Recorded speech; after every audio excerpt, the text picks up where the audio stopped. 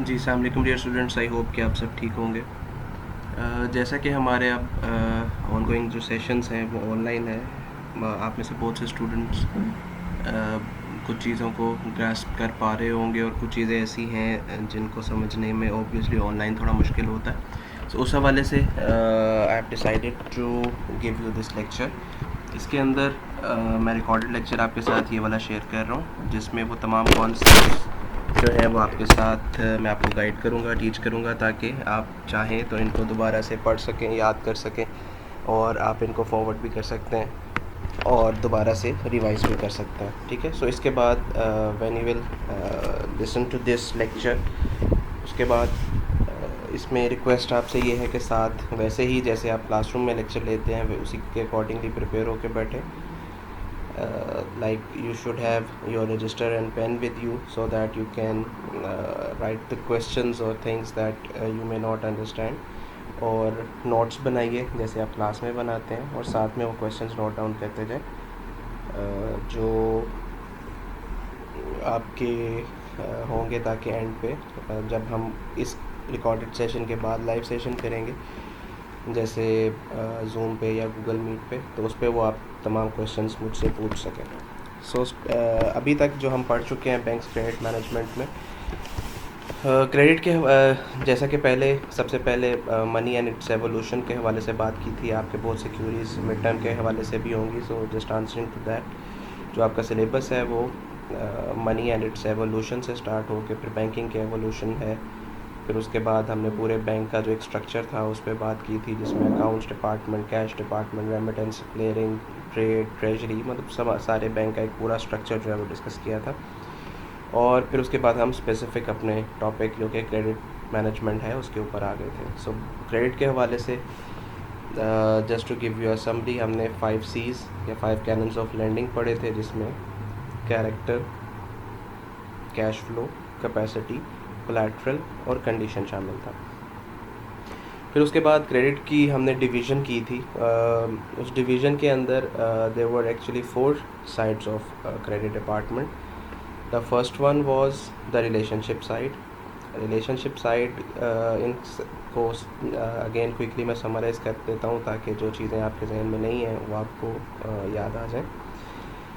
सो relationship side का basically जो काम है वो क्रेडिट प्रपोजल प्रिपेयर करना है। दैट मीन्स एक कस्टमर को टारगेट करना, ऐसे तमाम कस्टमर्स जो लोन लेना चाहते हैं, जो बैंक से क्रेडिट फैसिलिटी लेना चाहते हैं, उनको टारगेट करना। उसके बाद या वो ख़ुद से आपके बैंक के पास एक रिक्वेस्ट लेके आते हैं that we need certain facility और क्रेडिट फैसिलिटी और लोन, तो उस प्रपोज़ल को या उस क्रेडिट रिक्वेस्ट को एनालाइज़ करना। रिमेंबर, हम डिपॉज़िट तो ले लेते हैं बिकॉज़ पैसा आ रहा है बैंक में, but when we talk about advances, जब हम लोन देने की बात करते हैं तो हर इंडिविजुअल या हर कंपनी या हर क्लाइंट को लोन नहीं दिया जा सकता।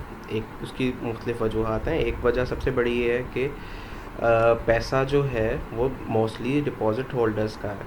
ठीक है। सो वही डिपॉज़िट होल्डर का पैसा बैंक आगे एडवांस करता है। सो इन केस अगर कोई कस्टमर जिसको आपने क्रेडिट दिया है, एडवांस दिया है, लोन दिया है, वो डिफ़ॉल्ट कर जाता है, तो ऐसी सूरत में बैंक का ना सिर्फ लॉस है बल्कि डिपॉज़िट होल्डर भी एट स्टेक आ जाते हैं।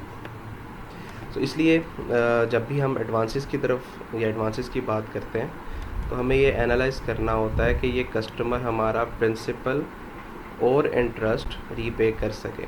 तो उसके लिए सबसे पहले जो हमने 5 C's पढ़े थे, whenever a customer comes to you for credit facility के या लोन फैसिलिटी, तो इस हवाले में सबसे पहले कस्टमर को 5 C's के ऊपर पढ़ा जाता है या देखा जाता है, एनालाइज़ किया जाता है that whether the customer is capable enough to repay that loan back to the bank. ठीक है। सो उसमें आप कैरेक्टर देखते हैं, वो फाइनेंशियल कैरेक्टर है या पर्सनल कैरेक्टर है।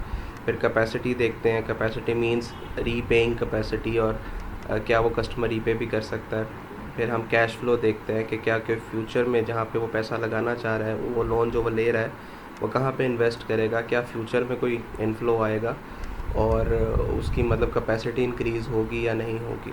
फिर कोलैटरल की बात करते हैं, यानी कि सिक्योरिटी की, एंड लास्ट में कंडीशंस के किस रेट पे उसको इंटरेस्ट दिया लोन दिया जाएगा और कब वो वापस किया जाएगा। सो अगर ये सारी चीज़ें रिलेशनशिप साइड सेटिस्फाइड है, रिलेशनशिप साइड का मैंने आपको बताया था नॉर्मली जो हायरार्की होती है that is relationship associate, then relationship manager, then unit head, corporate head. मुख्तलिफ बैंक्स में ये सर्कमस्टांसेस मुख्तलिफ हो सकते हैं बट नॉन द लेस इसी किस्म की हायरार्की होती है। So if the relationship side is satisfied with the customer कि वो रीपे कर सकता है, उसकी कैपेसिटी है, कैरेक्टर ठीक है, कैश फ्लो ठीक है, तो वो एक क्रेडिट प्रपोज़ल प्रिपेयर करता है। वो क्रेडिट प्रपोज़ल में मैंने आपको लास्ट लेक्चर में वो ऑनलाइन उसको डिस्प्ले भी किया था। एक सर्टन फॉर्मेट होता है बैंक का, उस फॉर्मेट के मुताबिक जो रिलेशनशिप मैनेजर या रिलेशनशिप एसोसिएट है वो एक क्रेडिट प्रपोज़ल प्रिपेयर करता है, जिसमें कस्टमर की बेसिक रिक्वायरमेंट्स, उसे क्या चाहिए, उसका मार्कअप क्या प्रपोज़ किया जा रहा है, उसकी सिक्योरिटी क्या प्रपोज़ की जा रही है। सो वो एक फॉर्मेट के मुताबिक प्रपोज़ल बनाता है और after duly signatures by the relationship side में सिग्नेचर रिलेशनशिप मैनेजर के हो सकते हैं, यूनिट हेड के हो सकते हैं, कॉर्पोरेट हेड के हो सकते हैं, या कोई भी अथॉरिटी जो रिलेशनशिप साइड पे वो प्रपोज़ल को प्रिपेयर करके फर्दर रिकमेंड करेगी to the approving authority. Then जो अप्रूविंग अथॉरिटी है it varies from exposure to exposure. Let's say कि कोई एक्सपोजर सिर्फ 5 मिलियन का है तो हो सकता है कोई छोटे लेवल की कमेटी बैंक में मौजूद हो, जोनल कमेटी है या एरिया कमेटी है जो उसको अप्रूव कर सकती है। बट एक बड़ा लोन है, एक बड़ा एक्सपोजर है, कॉर्पोरेट कस्टमर है, तो हो सकता है उसकी अप्रूविंग अथॉरिटी एक सेंट्रल क्रेडिट कमेटी की शेप में हो, जिसमें डायरेक्टर्स भी शामिल हो सकते हैं, ग्रुप हेड्स भी शामिल हो सकते हैं। सो हर बैंक का जो एक्सपोजर है और उस एक्सपोजर के ऊपर जो अप्रूविंग अथॉरिटी है वो पहले डिसाइड होती है कि कितनी अथॉरिटी इस कमेटी के पास है और कितनी अथॉरिटी नेक्स्ट कमेटी के पास है। ठीक है, so as per the exposure relationship side जब वो प्रपोज़ल बना लेता है तो वो जो भी कमेटी जिसको वो फॉरवर्ड होना है उसको वो प्रपोज़ल फॉरवर्ड कर दिया जाता है। ठीक है, now the approving authority obviously वो उसका रिस्क एनालिसिस करेंगे, वही काम जो रिलेशनशिप साइड ने किया था उसको डीपली, क्योंकि approve once it gets approved तो उसके ऊपर डिस्पर्समेंट भी एट लेटर स्टेज होनी है। सो एक दफ़ा जब लोन डिस्पर्स हो गया, कस्टमर को मिल गया और वो लोन वापस ना आया तो फिर ओवरऑल बैंक का लॉस भी है, और जैसे मैंने आपको पहले बताया डिपॉजिट होल्डर का पैसा भी एट स्टेक है। तो इस हवाले से when we talk about advancing the loans तो अप्रूविंग अथॉरिटी उसका थॉरोली दोबारा से एनालिसिस करती है कि जो रिलेशनशिप साइड की तरफ से प्रपोज़ल आया है इज़ इट वर्दी enough to get that proposal approved or not। उसमें कुछ अनोमलीज़ हो सकती हैं, कुछ डिस्क्रिपेंसीज हो सकती हैं, तो ऐसी सूरत में वो डेटा दोबारा रिलेशनशिप साइड से मंगवा लिया जाता है बाय द अप्रूविंग अथॉरिटी के ये कुछ पॉइंट्स हैं जो अभी फर्दर जिन पे कंसिड्रेशन होनी चाहिए।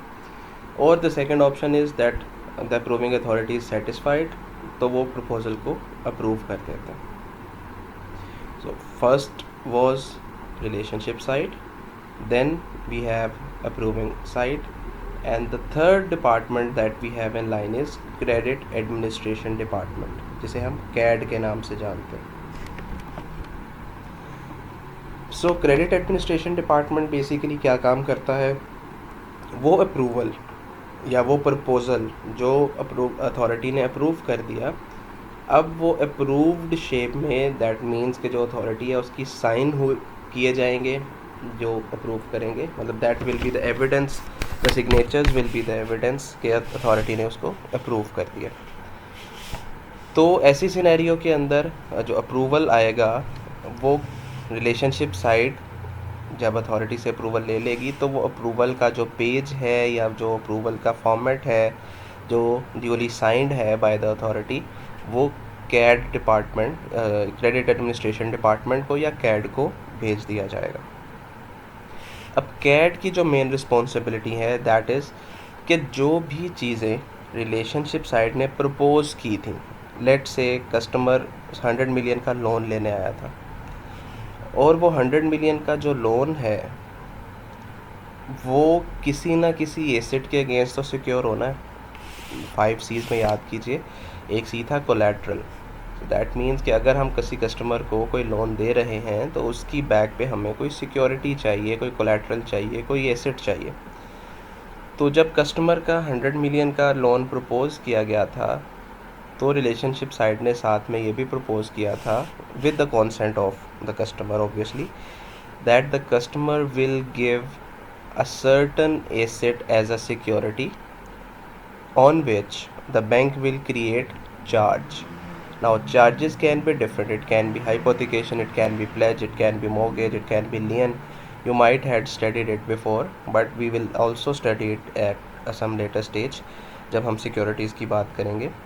So far I am just telling you that what are the responsibilities of credit administration department.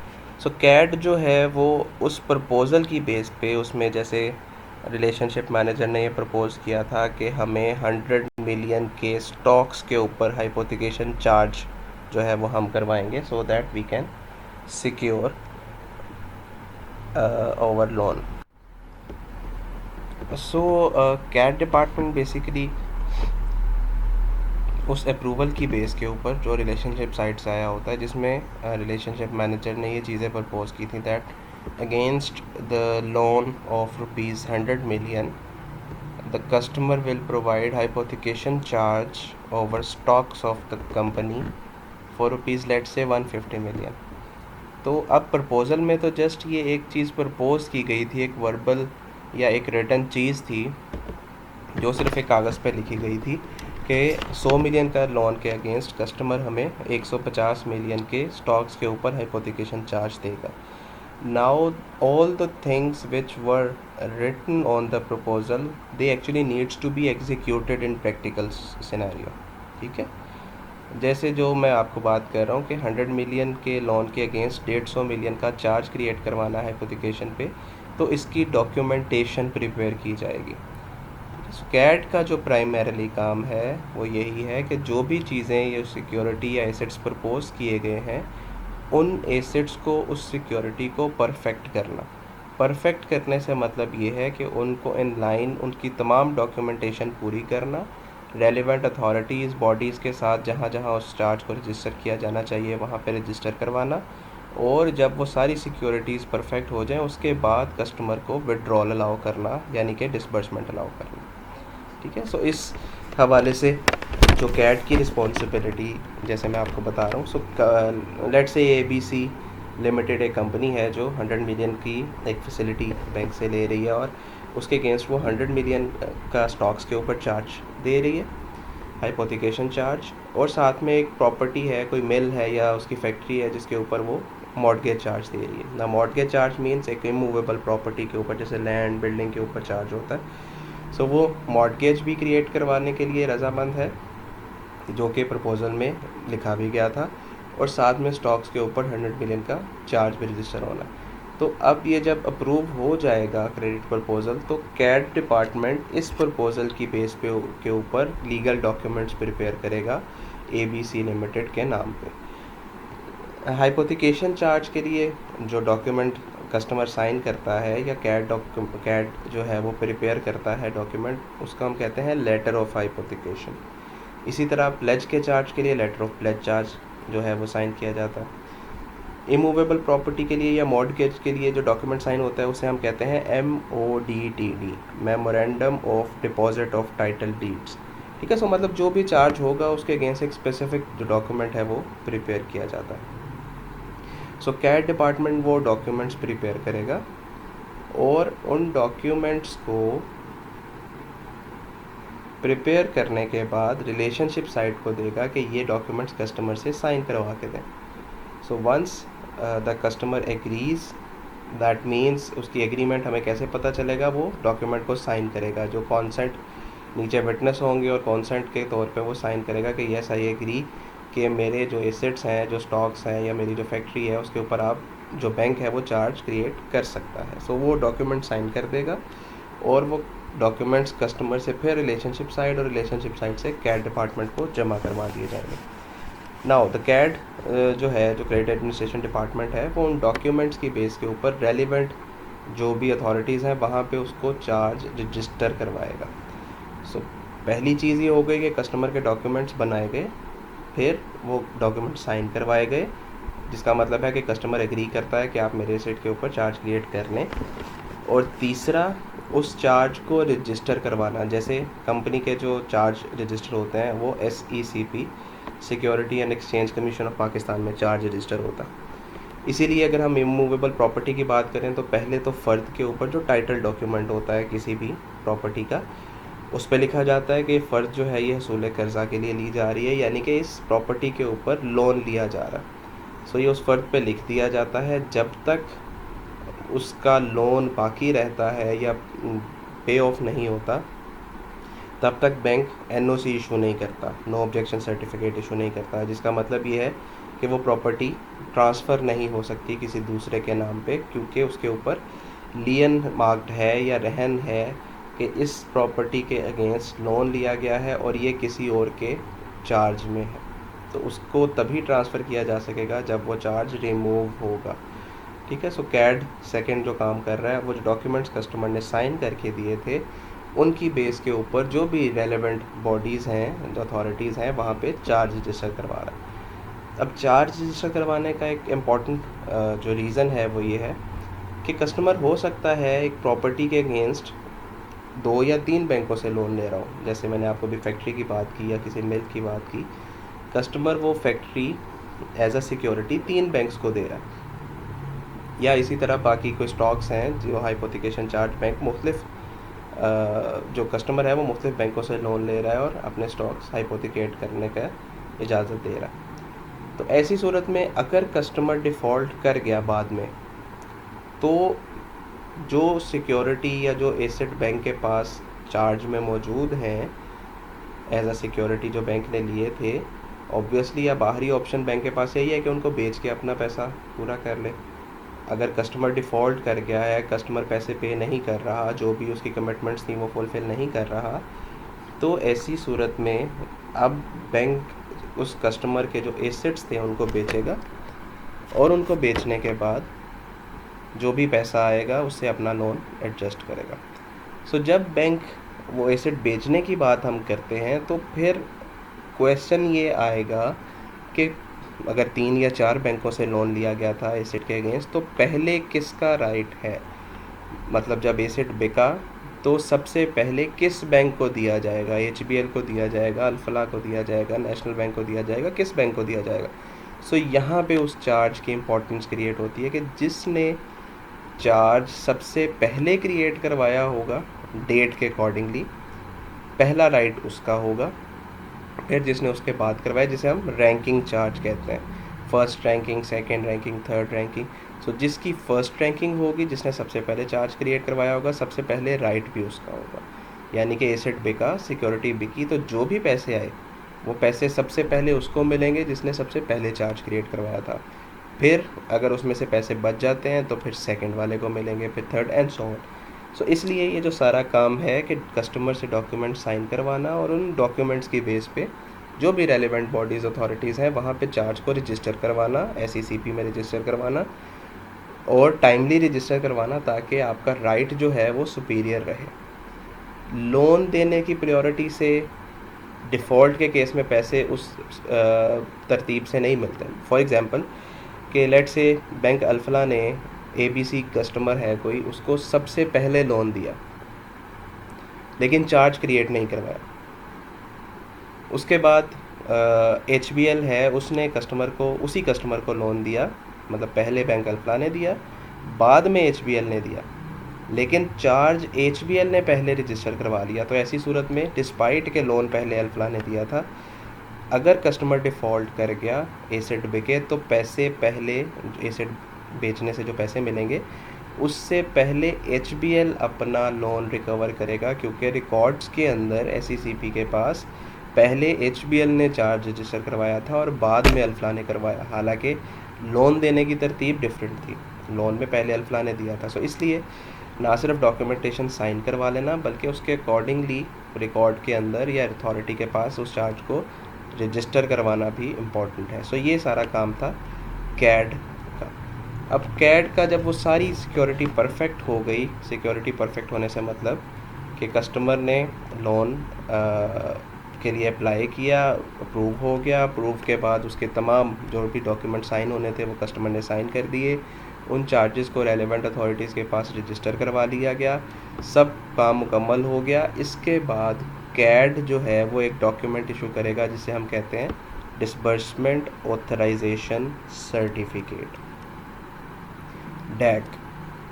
So CAD एक डॉक्यूमेंट इशू करेगा जिसे हम डैक कहते हैं, डिसबर्समेंट ऑथराइजेशन सर्टिफिकेट कहते हैं, जिसको ब्रांच को दे दिया जाएगा कि जो कि इस बात का प्रूफ होगा कि कस्टमर की जितनी फॉर्मेलिटीज़ थी, हमने जो चार्जेस क्रिएट करने थे, जो कस्टमर ने डॉक्यूमेंट साइन करने थे, वो सारा कुछ कंप्लीट हो गया है।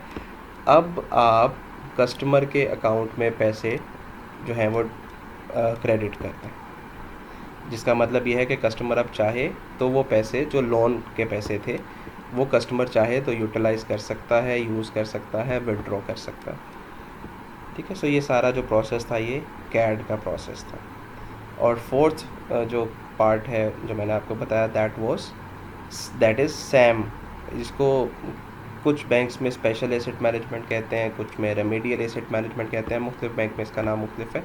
But the working of it is कि अगर कोई लोन डिफ़ॉल्ट की तरफ जा रहा है, यानी कि कस्टमर की पेमेंट ड्यू थी लेट से 30 नवंबर को और कस्टमर ने 3 माह गुजर के पेमेंट नहीं की, उसका मतलब है कस्टमर ओवरड्यू में चला गया।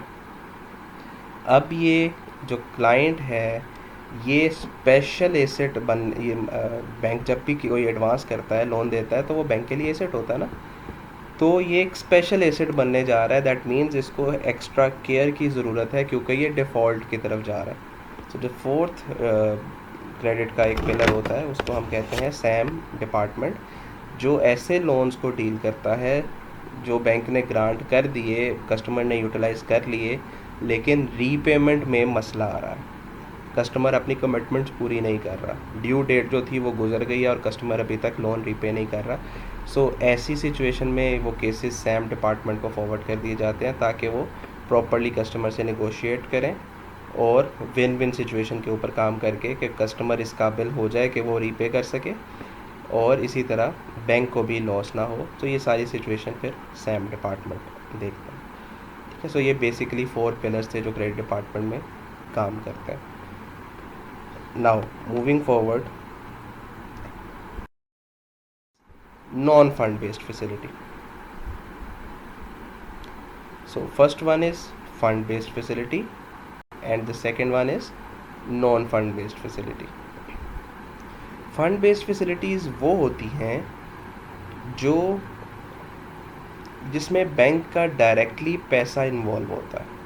ठीक है। डायरेक्टली पैसा इन्वॉल्व होने से मतलब ये है कि बैंक कस्टमर के अकाउंट को क्रेडिट कर देता है या कस्टमर इमीडिएटली कैश को, पैसे को विड्रॉ कर सकता है। तो these are called fund based facility. जैसा कि रनिंग फाइनेंस है या कैश फाइनेंस है, ये हम टाइमली अभी पढ़ते हैं। On the other side non fund based facilities वो होती हैं जिसमें कस्टमर एक फैसिलिटी लेता है but that facility only pertains to commitment by the bank. मतलब उसमें हो सकता है लेटर स्टेज पे कभी पैसा इन्वॉल्व हो जाए but at the moment bank की सिर्फ अंडरटेकिंग या गारंटी या कमिटमेंट इन्वॉल्व है, बैंक का पैसा डायरेक्टली इन्वॉल्व नहीं होता। जैसा कि लेटर ऑफ क्रेडिट। अब लेटर ऑफ क्रेडिट क्या है? लेटर ऑफ क्रेडिट में बैंक अंडरटेकिंग देता है एक्सपोर्टर को कि आपको इम्पोर्टर अगर डॉक्यूमेंट्स क्लीन हुए, अगर डॉक्यूमेंट्स ठीक हुए तो इम्पोर्टर एक्सपोर्टर को पेमेंट करेगा। अगर इम्पोर्टर पेमेंट नहीं करता तो इम्पोर्टर का बैंक पे करेगा। कंडीशन इज सेम के डॉक्यूमेंट्स क्लीन होने चाहिए। नाउ दिस इज़ ऑन अब आप देखें, this is only a commitment by the bank and undertaking a guarantee by the bank to the exporter कि आपको पैसे मिल जाएंगे। पैसे इम्पोर्टर दे या मैं यानी कि इम्पोर्टर का बैंक दे, इशूइंग बैंक दे, पैसे जो हैं एक्सपोर्टर को मिल जाएंगे अगर वो शिपमेंट करेगा और उसके तमाम डॉक्यूमेंट्स ठीक होंगे, क्लीन होंगे। सो ऐसी फैसिलिटी जिसमें सिर्फ कमिटमेंट या अंडरटेकिंग इन्वॉल्व है, डायरेक्टली फ़ंड इन्वॉल्व नहीं है, पैसा इन्वॉल्व नहीं है, कैश इन्वॉल्व नहीं है, ऐसी फैसिलिटीज़ को हम कहते हैं नॉन फंड बेस्ड फैसिलिटी। सो अब हम बात करते हैं फ़ंड बेस्ड फैसिलिटीज़ कौन कौन सी हैं। सबसे पहली जो फ़ंड बेस्ड फैसिलिटी है दैट इज़ रनिंग फाइनेंस, जिसको ओवरड्राफ्ट भी कहते हैं।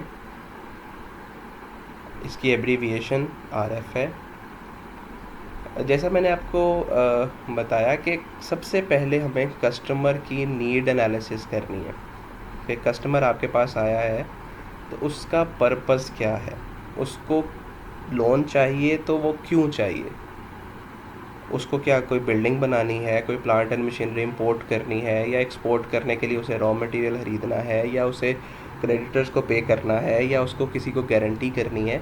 सबसे पहले हम उसका पर्पस देखते हैं कि उसका पर्पस क्या है, और उस पर्पस के हवाले से ही हम उसको एक फैसिलिटी ऑफ़र करेंगे।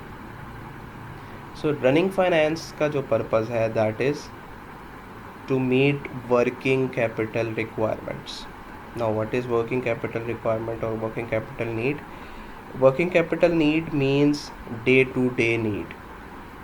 एक कंपनी जिसको डे टू डे बेसिस पे जो चीज़ें रिक्वायर्ड हैं उसके लिए अगर वो लोन लेने आ रही है तो उसको हम रनिंग फाइनेंस ऑफ़र करेंगे। अब फॉर एग्ज़ाम्पल एक टेक्सटाइल मिल है, तो टेक्सटाइल मिल का जो रोज़ का काम है वो ये है कि वो कॉटन बेल खरीदती है, उस कॉटन बेल से धागा बनाएगी, धागे से कपड़ा बनाएगी, कपड़े से कोई लेट से गारमेंट्स, ट्राउज़र या शर्ट्स बनाएगी और फिर उसको सेल करेगी। उसकी जो डेली रिक्वायरमेंट्स हैं दैट इज़ कि उसको कॉटन बेल खरीदनी है जो कि उसका रॉ मटेरियल है। ठीक है, वर्किंग कैपिटल के लिए, डे टू डे ट्रांजैक्शन के लिए, डे टू डे नीड के लिए अगर वो आपके पास कस्टमर आपके पास आ रहा है तो वो हम जो फैसिलिटी उसे ऑफ़र करेंगे that will be running finance. अब the balance in the account should fluctuate regularly. क्यों रेगुलरली उसको फ्लक्चुएट करना चाहिए? क्योंकि कस्टमर का जो पर्पस था वो तो day to day requirement meet करना था, वर्किंग कैपिटल नीड्स था। Which means customer cotton bale खरीदेगा, उससे प्रोसेस करेगा, वैल्यू एडिशन करेगा, एक चीज़ बनाएगा और फिर सेल कर देगा। अब सेल करेगा तो पैसे क्रेडिट होने चाहिए कस्टमर के अकाउंट में, और इसी तरह उसको मज़ीद रॉ मटेरियल ख़रीदने के लिए यानी कि कॉटन बेल ख़रीदने के लिए फिर से पैसा चाहिए, तो अकाउंट फिर से पैसे विड्रॉ होने चाहिए कस्टमर के अकाउंट से। तो ये रेगुलर बेसिस पे होना चाहिए कि कस्टमर का पैसा विड्रॉ हो, कस्टमर प्रोसेस करे उस पैसे से अपने रॉ मटेरियल को, चीज़ें बनाए और चीज़ें बना के बेचे, तो कस्टमर के अकाउंट में फिर पैसे जमा हो और फिर withdraw. Basically there should be a cycle. ठीक है, ये उसकी मेन कुछ कैरेक्टरिस्टिक हैं। अब फर्दर कैरेक्टरिस्टिक्स की बात करें रनिंग फाइनेंस की, तो रनिंग फाइनेंस एक ऐसी फैसिलिटी, एक तो मैंने आपको बता दिया रनिंग फाइनेंस का पर्पस है वर्किंग कैपिटल नीड्स को पूरा करना, ये पहली कैरेक्टरिस्टिक है। दूसरी कैरेक्टरिस्टिक कि इसका अकाउंट रेगुलरली फ्लक्चुएट होना चाहिए।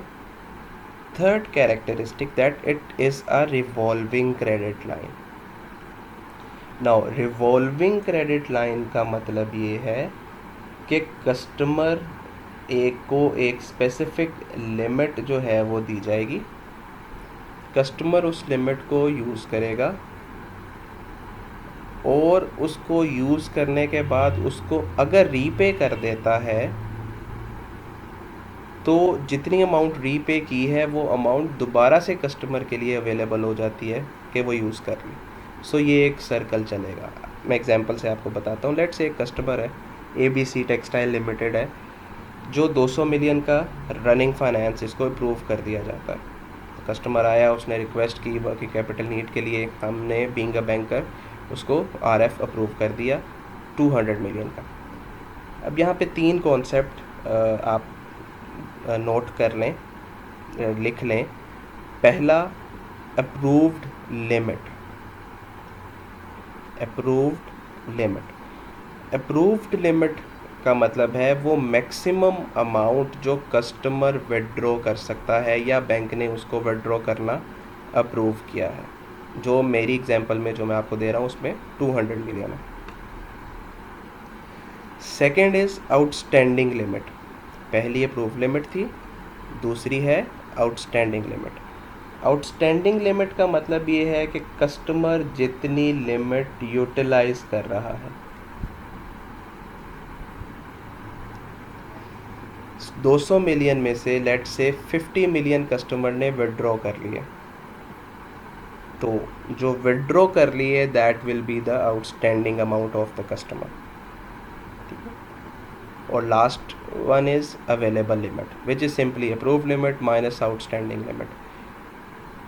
तो 200 मिलियन की अप्रूव लिमिट थी, 50 मिलियन कस्टमर ने अवेल कर लिया, तो जो अवेलेबल लिमिट है, जो बाकी बची हुई लिमिट है जो कस्टमर मज़ीद यूज़ कर सकता है, वो 150 मिलियन है। ठीक है, सो ये 3 कॉन्सेप्ट हो गए। Approved limit is the maximum amount जो कस्टमर यूज़ कर सकता है, आउटस्टैंडिंग जितनी उसने यूज़ कर ली है, और अवेलेबल जितनी अभी बाकी पड़ी है जो वो यूज़ कर सकता है। अब रिवॉल्विंग क्रेडिट लाइन बेसिकली मैं आपको बता रहा था कि रिवॉल्विंग क्रेडिट लाइन क्या है कि कस्टमर ने 200 मिलियन में से 50 मिलियन यूज़ किया। लेट से 1 नवंबर को उसने 50 मिलियन यूज़ किया, तो उसकी जो रिमेनिंग लिमिट है वो 150 मिलियन रह गई। 200 million was the approved limit, 50 million is outstanding, so remaining limit will be 150 million. 2 नवंबर को वो जो उसकी आउटस्टैंडिंग 50 मिलियन थी उसमें से 30 मिलियन वो वापस कर देता है, बैंक को डिपॉजिट कर देता है। तो अब उसकी जो अवेलेबल लिमिट होगी, क्योंकि आउटस्टैंडिंग लिमिट अब कम होके 50 मिलियन से कम होके 20 मिलियन रह गई, तो अवेलेबल लिमिट उसकी फिर 180 मिलियन हो गई। लेट्स से 3 नवंबर को वो 80 मिलियन मज़ीद विड्रॉ कर लेता है, तो अब उसकी आउटस्टैंडिंग लिमिट 20 + 80 100 मिलियन हो गई। So approved limit 200 million, outstanding limit 100 million, so available limit 100 million. 5 नवंबर को जो उसकी आउटस्टैंडिंग लिमिट थी 100 मिलियन की, उसमें से वो 70 मिलियन बैंक को फिर डिपॉजिट करवा देता है। तो ऐसी सूरत में आउटस्टैंडिंग लिमिट 30 मिलियन रह जाएगी और अवेलेबल लिमिट 130 मिलियन हो जाएगी। सो बेसिकली क्या हो रहा है कि कस्टमर एक लिमिट को अवेल करता है, विड्रॉ करता है, यूज़ करता है, फिर उसकी पेमेंट कर देता है, फिर से यूज़ करता है, फिर से पेमेंट कर देता है, और वो पूरी लिमिट उसको दोबारा से अवेलेबल हो जाती है। मतलब ऐसा नहीं है कि अगर उसने एक दफ़ा यूज़ कर लिया तो दोबारा कस्टमर वो लिमिट अवेल नहीं कर सकता। रिवॉल्विंग लाइन क्या है कि एक मैक्सिमम उसको लिमिट दे दी गई, वो लिमिट यूज़ करता है, उस लिमिट को यूज़ करने के बाद उसको रीपे करता है, तो जितना उसने रीपे किया वो दोबारा से उसको अवेलेबल हो जाती है। This is called revolving credit line. So this was another characteristic of running finance. फिर हम बात करते हैं इंटरेस्ट के हवाले से। ऑब्वियसली जब बैंक किसी को एडवांस करता है, लोन देता है, क्रेडिट देता है, तो वो फ्री ऑफ कॉस्ट तो नहीं देता, उसके ऊपर बैंक कोई ना कोई इंटरेस्ट चार्ज करेगा। सो वो जो इंटरेस्ट चार्ज करता है वो आउटस्टैंडिंग अमाउंट के ऊपर होता है। कस्टमर को बहुत बड़ी फैसिलिटी ये है कि एक सर्टन लिमिट बैंक अप्रूव कर देता है, जिसका मतलब है कस्टमर जब चाहे वो लिमिट यूज़ कर सकता है। लेकिन इंटरेस्ट अप्रूव्ड लिमिट पे बैंक चार्ज नहीं करता, बल्कि उस पे चार्ज करता है जितना कस्टमर विड्रॉ करेगा, यानी कि जितनी आउटस्टैंडिंग अमाउंट होगी कस्टमर की। अब जैसे मैंने आपको एग्जांपल दी थी कि 200 मिलियन उसकी अप्रूव्ड लिमिट है और 1 नवंबर को कस्टमर 50 मिलियन यूज़ करता है, तो उसको जो इंटरेस्ट चार्ज होगा वो सिर्फ 50 मिलियन के ऊपर होगा, यानी कि जितना कस्टमर ने विड्रॉ किया था। फिर 2 नवंबर को कस्टमर 30 मिलियन बैंक को वापस कर देता है, तो अब जो 2 नवंबर को इंटरेस्ट चार्ज होगा वो सिर्फ 20 मिलियन पे होगा, यानी कि 50 मिलियन उसने फर्स्ट को यूज़ की थी, उसमें से 30 मिलियन वापस कर दिया, तो अब 2 नवंबर को उसको सिर्फ जो इंटरेस्ट चार्ज होगा वो 20 मिलियन के ऊपर होगा। लेट्स से 3 नवंबर को वो मज़ीद 20 मिलियन वापस कर देता है और उसकी आउटस्टैंडिंग अमाउंट 0 हो जाती है, तो 3 नवंबर को उसको कोई इंटरेस्ट चार्ज नहीं होगा।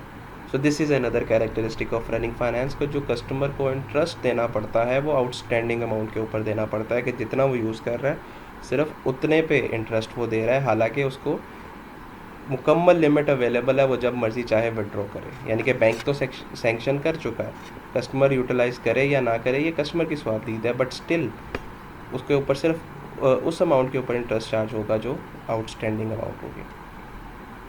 And last characteristic that I tell you is कि क्योंकि ये डे टू डे नीड को पूरा करने के लिए है, किस्म की करंट लाइबिलिटीज़ को फुलफ़िल करने के लिए है, या करंट एसेट्स में स्टॉक खरीदने के लिए है, या क्रेडिटर्स को पे करने के लिए है, तो क्योंकि इसकी जो नेचर है ये शॉर्ट टर्म है, मतलब जो नीड्स हैं जिसको पूरा करने के लिए कस्टमर लोन ले रहा है वो शॉर्ट टर्म नीड्स हैं, तो इसके अगेंस्ट जो एसेट्स आइडियली होने चाहिए वो भी करंट एसेट्स होने चाहिए जो कि क्विकली या इमीडिएटली बिक सकें।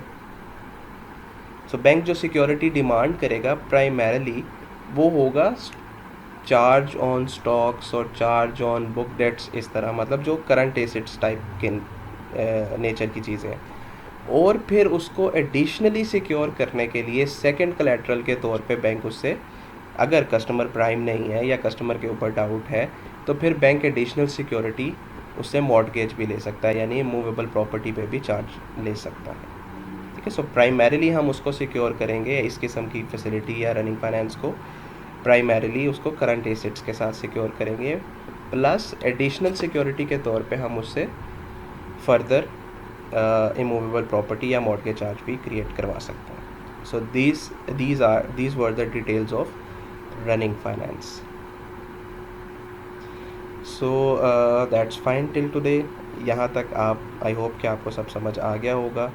ऐसी तमाम चीज़ें जो आपको समझ नहीं आई उनको नोट डाउन कर लें, ताकि हम जब लाइव सेशन करें तो उसमें आप मुझसे वो क्वेश्चन पूछ सकें। टिल देन स्टे सेफ, अल्लाह हाफिज़।